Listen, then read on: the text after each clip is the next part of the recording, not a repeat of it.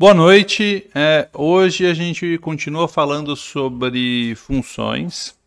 Dessa vez a gente vai entrar em um tópico que é muito útil, mas ele não é coberto geralmente nas aulas do ensino médio brasileiro. Ele é matéria obrigatória quando você vai falar sobre funções trigonométricas, por exemplo.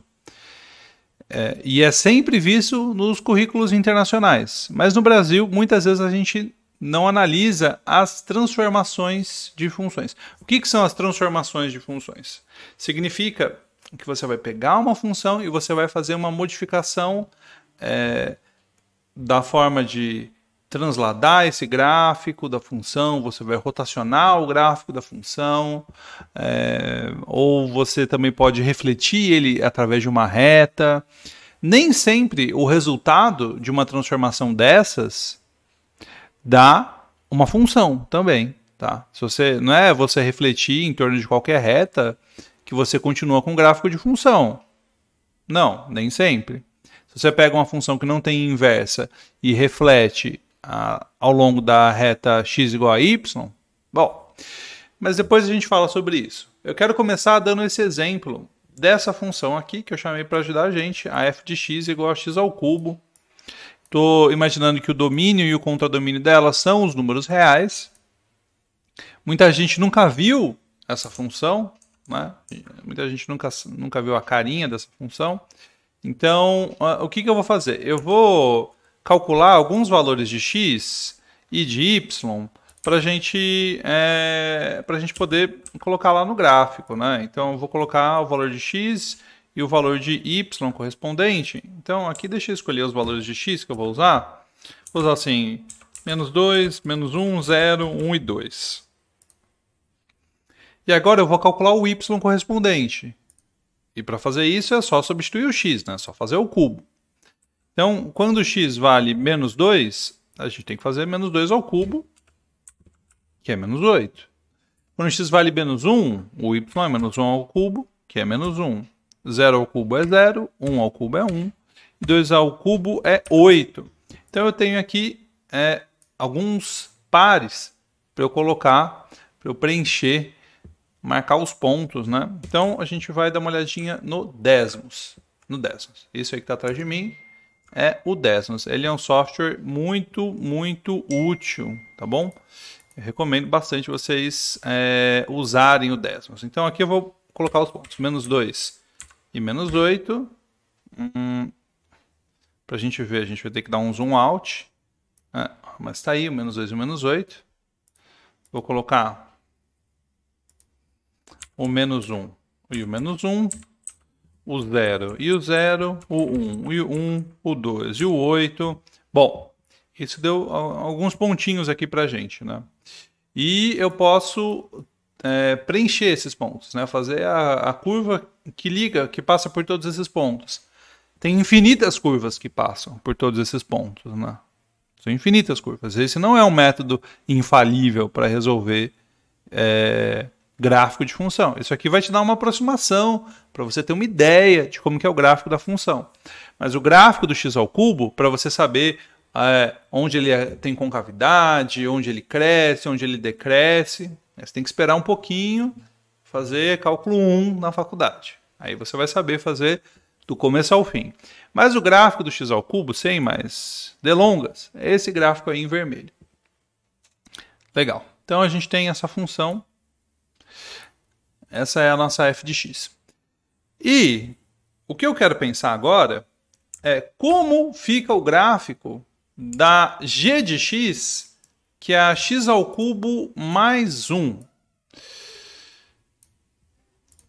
E para pensar nisso, eu vou fazer essa mesma tabela aqui, só que agora com a g. Então deixa eu copiar o x aqui, eu vou duplicar o x, deixo o x aqui. E, bom, e o y, eu vou duplicar e vou alterando aqui, porque é mais 1, né? Então, em vez de ser menos 8, é menos 7. Em vez de ser menos 1, é 0. Em vez de ser 0, é 1. Em vez de ser 1, é 2. Em vez de ser 8, é 9. Então, eu tenho os valores novos. E esses pontos novos, né? Então, cada ponto que está em x, f de x, né? Se eu tenho esse x, f de x, um pontinho aqui, x, f de x, como o g de x é f de x mais 1, a gente vai ter, né? Ele vai ser x, f de x mais 1. Ele é x ao cubo mais 1. Vamos ver o que acontece com o gráfico da função quando a gente faz isso. Eu vou lá para o décimos, de novo, e agora eu vou marcar os pontos da g de x. Beleza, os pontos da g de x, eu venho aqui, inserir tabela. Quando é menos 2, vale menos 7, esse que está em verde, tá? Quando é menos 1 é 0. Quando é 0 é 0. Quando é 1 é 1. Não, desculpa, quando é 0 é 1. Quando é 1 é 2, né? E quando é 2 é 9. É isso, certo? Essa era a nossa... Era isso que a gente tinha visto ali, né? Olha aí. São esses pontos. Beleza. Ok. Então, para fazer o gráfico do x ao cubo mais 1, ele vai passar por todos esses pontos verdes e não mais por esses pontos vermelhos. Vamos ver como que vai ficar o gráfico de x ao cubo mais 1. Olha só, esse gráfico preto. Não. X ao cubo mais 1. O que acontece? Quando a gente tem o mesmo x, né? Quando eu pego o mesmo x, olha só, no 0, a distância é 1 entre esses gráficos. E no 1? A distância entre esses gráficos é 1. Tá, e no 2? Vamos lá para o 2. Vamos subir o y. Bom, é 8 e 9. A distância entre esses gráficos é 1. Então, esse gráfico que está em preto, ele está uma unidade acima do gráfico que está em vermelho. A gente pegou o gráfico que está em vermelho e a gente arrastou uma unidade para cima, né? Imagina assim, se eu diminuísse o valor de A, se não fosse x ao cubo mais 1, fosse x ao cubo mais meio, ele ficaria assim, olha. Ficaria com essa cara. Né? Então ele vem do x ao cubo. Opa! Tá difícil aqui de acertar. Ele vem do x ao cubo. E ele vai para o x ao cubo mais 1. Beleza. E é isso que o gráfico faz. Você vê que ele está subindo uma unidade. Tá vendo que ele está levantando uma unidade? Legal. Então, esse efeito, né, o que aconteceu? Eu peguei e somei 1 na função. Se eu tivesse somado 2, ele subiria mais ainda, né? Então, em vez de ficar uma unidade acima, ele ficaria 2. Ficaria esse gráfico aqui. Você pode ver que os dois gráficos, um pode ser obtido do outro deslocando uma unidade para cima. Tá? Essa é a ideia. Legal. E isso pode ser usado para fazer o gráfico de qualquer equação do segundo grau. Tá? Por quê? Porque a gente já sabe... Não só isso, para que a gente juntar com as outras técnicas, a gente vai conseguir fazer o gráfico de qualquer equação do segundo grau, de qualquer função do segundo grau. Né? A equação é para achar as raízes, mas a gente vai conseguir fazer o gráfico de qualquer função do segundo grau sem muito problema. Isso que eu mostrei agora entre a f e a g, né? Eu vou agora dar uma olhadinha em uma outra transformação. Vamos para a próxima página, que eu quero mostrar uma outra coisa agora. O que eu quero mostrar é como qual que é o efeito, né? Se eu pego a minha f de x com a mesma tabelinha, colocar ela aqui. E agora eu quero pensar numa outra função. Em vez de ser o x ao cubo mais 1, eu quero pensar na x mais 1 ao cubo. Tá? Isso vai ser diferente. Isso vai ser diferente. Vamos lá. Deixa eu diminuir um pouquinho o tamanho dela aqui. Beleza. X mais 1 ao cubo.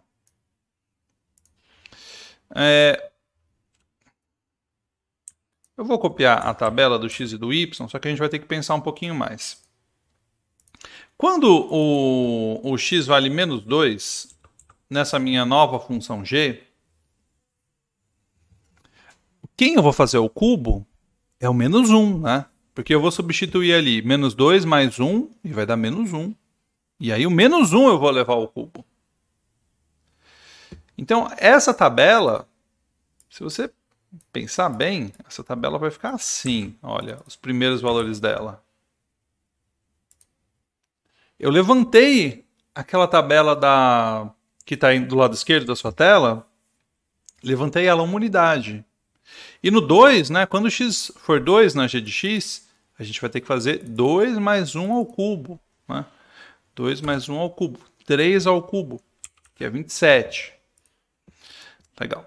Vamos ver como que fica esse gráfico dessa g de x lá no Desmos. Vamos dar uma olhadinha.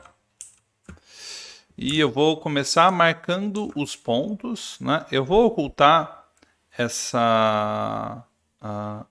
isso que a gente fez. Tá? Vou deixar ele escondido. Depois a gente coloca de novo se a gente precisar.